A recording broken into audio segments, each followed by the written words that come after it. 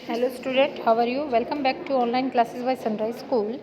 हाँ जी बेटा, आपका लेसन निकाल लीजिए। आर्किटेक्चर और रूलर्स के बारे में था, जो यानी जिस समय में जो राजा रहा उसने कौन कौन सी महत्वपूर्ण बिल्डिंगें, इमारतें बनवाई, उसके बारे में हमारा लेसन चल रहा था। तो इसमें हमने पूरा कंप्लीट पढ़ लिया था कि किस किस ने क्या क्या करवाया, कब किसने कौन से मकबरे बनवाए, कौन से गार्डन की परंपराएं चलाई और कौन से मंदिर बने, कौन सी मस्जिदें बनी, वो सारा हम पढ़ चुके थे, किले वगैरह के बारे में। अब हमारा जो लास्ट में आ रहा है इसका लेसन का, बस लास्ट ही है बिल्कुल, रीजनल आर्किटेक्चर। रीजनल होता है क्षेत्रीय, यानी कुछ क्षेत्र विशेष की भी अपनी कला होती है, संस्कृति होती है, तो उसके बारे में है। यानी रीजनल का मतलब है क्षेत्र विशेष में की जाने वाली कोई भी डिजाइनिंग हो, उसके बारे में इसमें पढ़ेंगे हम। The kingdom of Bengal, Gujarat and the Deccan also developed their unique architecture style. अगर हम बात करें जो राज्य हुए उस समय में, जो राज्य थे जैसे कि बंगाल का एरिया, गुजरात का एरिया और दक्कन का, दक्कन यानी आपका जो नीचे की तरफ जो भारत पड़ता है, ट्रायंगुलर जो शेप होती है इंडिया की नीचे की साइड की, उसको बोलते हैं दक्कन का। ये जो एरिया है इनका अपना स्टाइल था आर्किटेक्चर के मामले में। The use of nature inspired architectural forms is marked in Hyderabadi monuments like चार मीनार। और जो प्राकृतिक इंस्पायर्ड मतलब प्रभावित होना किस चीज़ से, जो प्राकृतिक रूप से प्रभावित करने वाली जो आर्किटेक्चर जो चीज़ें इन्होंने बनाई हैं, फॉर्म की है, वो है जैसे आप हैदराबाद में चार मीनार को देख सकते हो। चार मीनार इसका अच्छा उदाहरण है।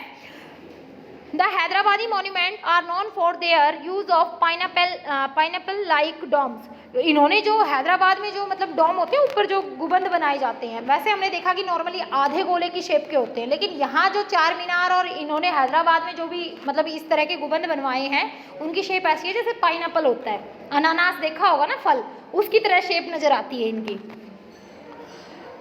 And minarets and column which are modelled on palm tree.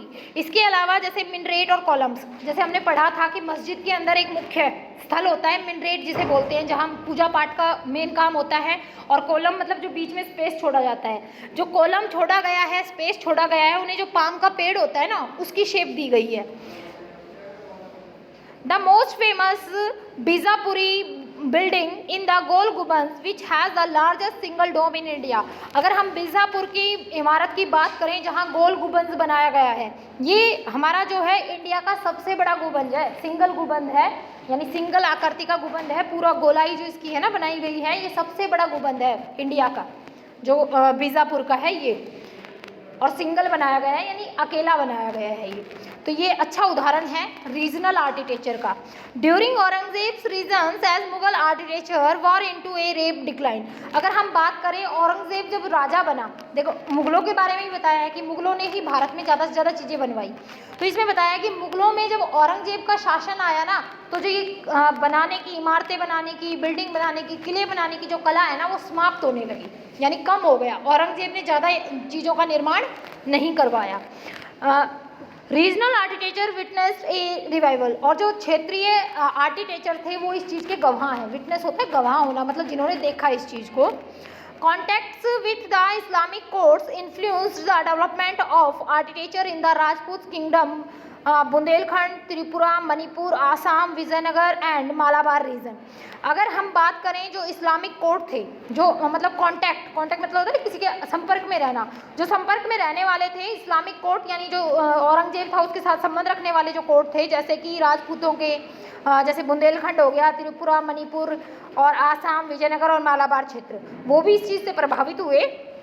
The structure of these regions bear the influence of local tradition as well as Islamic architecture style। और ये जो क्षेत्र थे इनमें मतलब जो दरबार बनाए गए या छोटी मोटी जो भी इमारतें औरंगजेब के समय में बनाई गई, उसमें दोनों जैसे जो लोकल स्थानीय जो कारीगर थे बनाने वाले उनकी भी, और इस्लामिक जो आर्किटेक्चर थे उनकी भी, दोनों की ही छाप देखने को मिलती है। द मैन मंदिर place in Gwalior show a striking similarity to the dispersion of a palace in the Ajanta wall painting which date back to a much earlier period। अगर हम मान मंदिर नाम की जगह मंदिर बनाया गया है, मान मंदिर नाम है उस मंदिर का, जो ग्वालियर में पड़ता है।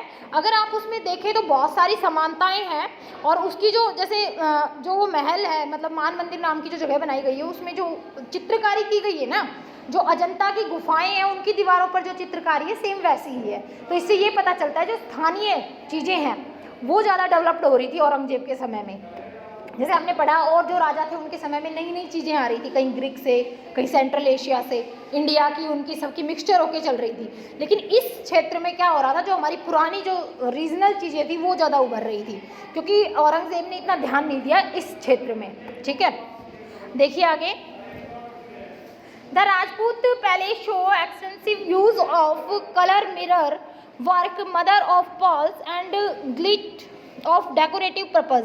और राजपूतों के जो महल थे वो मुख्य रूप से ज़्यादातर उसमें मतलब यूज़ किया जाता था बनाने के लिए रंग बिरंगे कांच जो शीशे होते हैं वो, और जो वहाँ मोती मिलते हैं वो, और इसके अलावा जो सजाने के उद्देश्य से इन चीज़ों का ज़्यादा से ज़्यादा ग्लिट होता है, जो स्पार्किंग नहीं होती आपकी, स्पार्किंग का जो कलर वगैरह लाते हो आप, लाते हो ना स्पार्किंग वगैरह के चमकीले जो होते हैं वो चमक वाली सी, वो इन चीज़ों का इस्तेमाल किया जाता था डेकोरेटिव पर्पज यानी सजाने के लिए। The gold lacquer work use in structures in Bikaner is quite exceptional. ये बताया गया है कि गोल्ड यानी सोने की जो कारीगरी, यानी जैसे कहते हैं सोने का पानी चढ़ा दिया जाता है, जैसे अमृतसर का टेम्पल है उसके ऊपर सोने का पानी चढ़ाया गया है, ये जो कारीगरी है बीकानेर के अंदर बहुत ज़्यादा अपनाई गई, एक्सेप्ट की गई।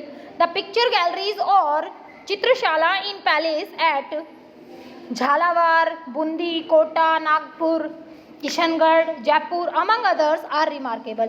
इसके अलावा गैलरीज होती हैं जैसे जहाँ पर प्रदर्शनी लगाई जाती है चित्रकलाओं की, यानी जो पेंटिंग बनाई जाती हैं उनकी जो पूरी मतलब आपने देखा होगा जैसे उसमें क्या करते हैं जब शो किया जाता है लोग वहाँ आते हैं, घूमते हैं, पेंटिंग्स को देखते हैं, जो अच्छी लगती है खरीद लेते हैं, पूरी गैलरी लगाई जाती है उसकी। तो इसमें जैसे महलों के अंदर ये जो चित्रशाला कह लो चाहे गैलरी कह लो, उसमें पूरी पेंटिंग वगैरह से पूरा डेकोरेट किए रखते थे। ये चलन भी बहुत ज़्यादा चला और ये आपको उन महलों में देखने को मिलेगा जैसे बताया झालावाड़ का, बूंदी का, कोटा का, नागपुर, किशनगढ़, जयपुर, ये ऐसे हैं जिनमें ये चीज़ें मिलती हैं। इसके बाद है the palace in Himachal Pradesh such as Sultanpur palace in Kullu and Rang Mahal in Chamba also have fine chitrashala. इसके अलावा अगर हम बात करें चित्रशाला कह लो चाहे गैलरी कह लो, इंग्लिश में गैलरी बोलते हैं, हिंदी में चित्रशाला बोलते हैं। हिमाचल प्रदेश का जो सुल्तानपुर का महल है, कुल्लू का जो रंग महल है, कुल्लू जो जगह है कुल्लू मनाली बोलते हैं ना, वहाँ जो रंग महल है, चंबा का जो है, इसके अंदर बताया गया है कि बहुत सुंदर चित्रशाला है यानी आर्ट गैलरी है, पूरी पेंटिंग की गैलरी है। In the south the Srisailam temple in Andhra Pradesh is noted for its folk influence style in which scenes from the epic have been portrait. अगर हम बात करें आंध्र प्रदेश के अंदर जो श्रीशैलम का मंदिर है उसके अंदर अगर आप देखोगे तो उसमें इपिक होते हैं आपके महाभारत रामायण जो महाग्रंथ हुए हैं उनसे संबंधित उसकी दीवार पर चित्रकारी की गई, जैसे राम का बना दिया, रावण का बना दिया, वध करते हुए बना दिया, उससे संबंधित जो पिक्चर्स होती हैं वो बनाई गई हैं उसकी दीवारों पर। The Ramanathapuram palace is known for its beautiful wall painting. और रामानाथापुरम जो महल है वो जाना जाता है उसके ऊपर जो दीवारों पर सुंदर चित्रकारी की गई है उसके लिए। तो ये आपका रीजनल आर्किटेक्चर का बताया है, क्योंकि मुगल साम्राज्य में हर राजाओं ने कुछ ना कुछ अच्छा बनवाया। औरंगजेब के समय में रीजनल जो क्षेत्रीय जो काम था वो ज़्यादा विकसित हुआ, क्योंकि औरंगजेब ने ज़्यादा ध्यान दिया था युद्ध करने पर।